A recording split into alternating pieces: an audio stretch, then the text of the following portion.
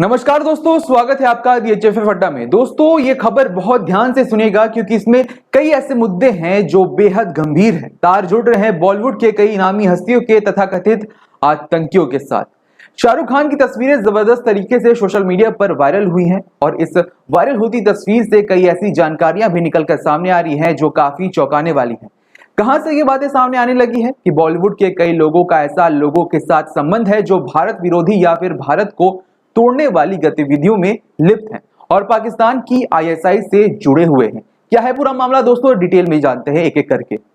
जी हाँ, बताएं। जी बिल्कुल आकाश, खबर बहुत बड़ी है, इसलिए शब्दों का इस्तेमाल यहाँ पर बहुत ध्यान से करने की जरूरत है क्योंकि इसमें ऐसे बड़े बड़े लोगों का जिक्र होने वाला है जिन्हें सुनकर आपको भी काफी हैरानी होने वाली है।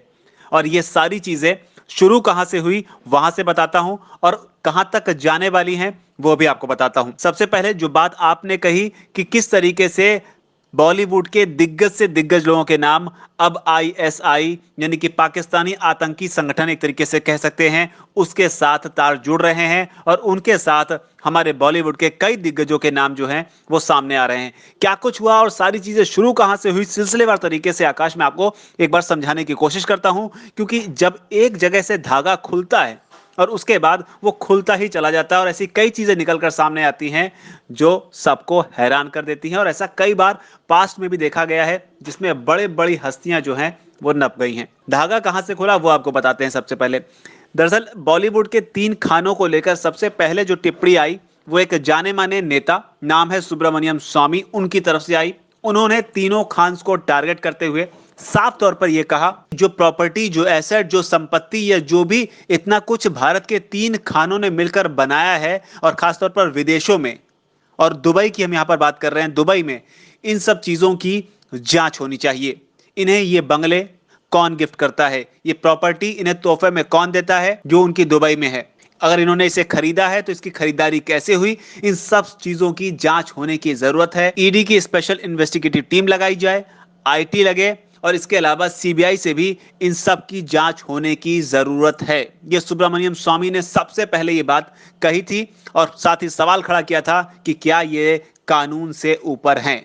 इस बात को कहे हुए आकाश में 15 दिन का वक्त नहीं गुजरा था कि अब इन खानों को लेकर बॉलीवुड के दिग्गज से दिग्गज लोगों को लेकर कई बड़े सवाल जो हैं वो निकलने लगे हैं। उसके बाद अगला बयान आता है बीजेपी के वाइस प्रेसिडेंट बैजंत जय पांडा की तरफ से। उन्होंने दावा किया कि बॉलीवुड के जो तमाम सेलिब्रिटीज हैं उनमें से कईयों के वेरीफाइबल लिंक यानी कि कंफर्म लिंक जो हैं पाकिस्तान की स्पाई एजेंसी ISI और पाकिस्तानी आर्मी के साथ हैं। बहुत बड़ी बात है आकाश ये कि पाकिस्तानी आर्मी के साथ बॉलीवुड के किसी सेलिब्रिटी के संबंध होने की बात कहना एक बहुत बड़ी बात है क्योंकि पाकिस्तान आपका दुश्मन देश है, वो आपका मित्र देश नहीं है। और अब जो खबर निकलकर सामने आई है उसमें ये दावे किए जा रहे हैं कि शाहरुख खान और उनकी पत्नी गौरी खान के रिश्ते ऐसे 2 शख्सों के साथ हैं जो ISI के लिए काम करते हैं और कई मौकों पर वो भारत विरोधी गतिविधियों में शामिल रहे हैं। जिन रिश्तों की यहां पर बात की गई है शाहरुख खान और उनकी पत्नी गौरी खान को लेकर, वो रिश्ते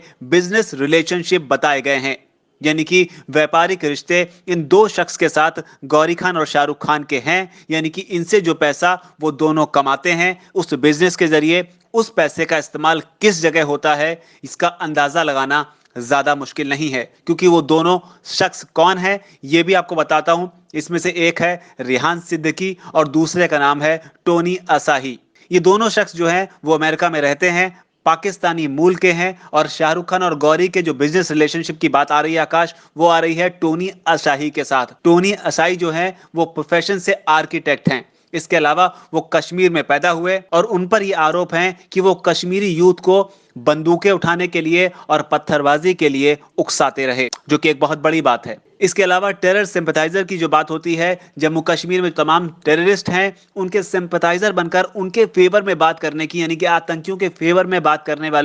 वालों की जो लिस्ट है उसमें भी टोनी असाही का नाम आता है और लगातार इन पर यह आरोप है कि इन्होंने आतंकवादियों को बढ़ावा देने के लिए काम किया। हालांकि आकाश, दूसरे जो शख्स रेहान सिद्दीकी हैं उनकी बात करूं तो उससे पहले आपको यह बता दूं, रेहान सिद्दीकी पाकिस्तानी मूल का और ह्यूस्टन में रहता है। उसने 400 से ज्यादा कंसर्ट जो हैं बॉलीवुड के बड़े से बड़े स्टार्स के उसने ऑर्गेनाइज किए हुए हैं जिसमें साउथ एशिया और बॉलीवुड के कई स्टार शामिल हैं। उस पर आरोप यह है कि वो एक रेडियो चैनल का मालिक भी है जो कि कश्मीर में आतंकवादी गतिविधियों को सपोर्ट करने के फेवर में काम करता है। लेकिन आकाश, इसमें एक बड़ी बात यह भी है कि इसमें रेहान सिद्दीकी को लेकर एक चीज यहां पर गौर करने वाली बात है कि रेहान सिद्दीकी पर शिकंजा कसना भारत सरकार ने भी शुरू कर दिया है। मिनिस्ट्री ऑफ होम अफेयर्स ने उसकी फंडिंग को लेकर सवाल खड़े किए हैं कि वो भारत विरोधी गतिविधियों में शामिल है और इसे ही लेकर उसे अब ब्लैक लिस्टेड कर दिया गया है। हालांकि सवाल अब शाहरुख खान, उनके साथ जुड़े हुए लोगों पर लग रहे हैं जिनके रिश्ते टोनी असाई के साथ हैं। लगातार ये बातें कही जा रही हैं, उनकी तस्वीरें भी उनके साथ सर्कुलेट हो रही हैं और लगातार ये बात कही जा रही है कि शाहरुख खान के ऐसे शख्स के साथ बिजनेस रिलेशन कैसे हो सकते हैं जो भारत विरोधी गतिविधियों में शामिल है।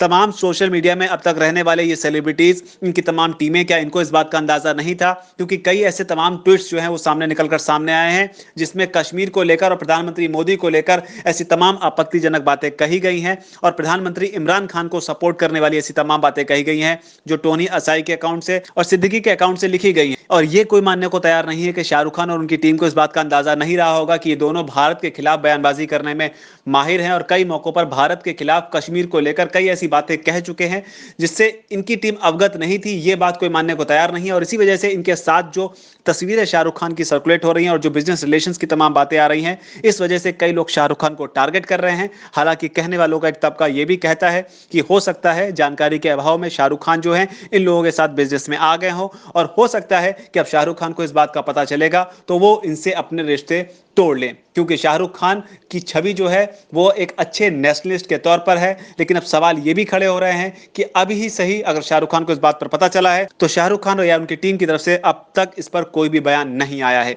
आगे आकाश पर जो भी डेवलपमेंट हो आपके साथ शेयर करेंगे। फिलहाल ये एक बड़ी खबर है कि किस तरीके से एंटी नेशनल एलिमेंट्स के साथ जो है बॉलीवुड के तमाम दिग्गज का नाम जुड़ रहा है। जिक्र हमने यहाँ पर सिर्फ शाहरुख खान का जरूर किया है क्योंकि तस्वीरें ज्यादातर उनके साथ में शाहरुख खान की ही आई हैं, लेकिन इसमें अक्षय कुमार का नाम भी आ रहा है और तमाम दूसरे कई सेलिब्रिटीज हैं, कई सिंगर्स हैं जिनके नाम पाकिस्तानी जो ISI के एजेंट्स हैं उनके साथ अब जुड़ रहे हैं। ऐसे में मुमकिन है कि पाकिस्तान अपने उन प्यादों या मोहरों के दम पर एक दूसरे तरह से भारत की बॉलीवुड इंडस्ट्री का इस्तेमाल करते हुए फंड्स जुटाने की कोशिश कर रही हो और उस पैसे का इस्तेमाल कहां होता है इसका अंदाजा लगाना मुश्किल नहीं है, क्योंकि जो पैसा शाहरुख खान के साथ बिजनेस कर कर कमाया जाता है वो पैसा मुमकिन है कि ISI जो है वो भारत विरोधी जो आतंकवादी गतिविधियां होती हैं, जो आतंकवादियों की फंडिंग होती है, उसमें वो खर्च होता हो और इसीलिए इस सवाल बड़े हो जाते हैं। जी आकाश। तो जी बिल्कुल एक बड़ी बात है, क्योंकि जिंदगी भर आपने जो कुछ भी कमाया और इस तरीके से किसी ऐसी पर्सनालिटी के साथ आपका नाम जुड़े जो भारत विरोधी गतिविधियों में शामिल हो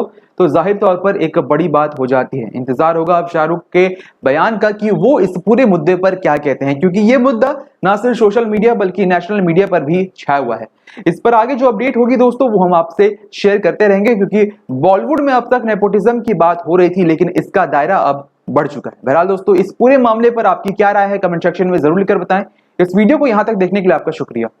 नमस्कार।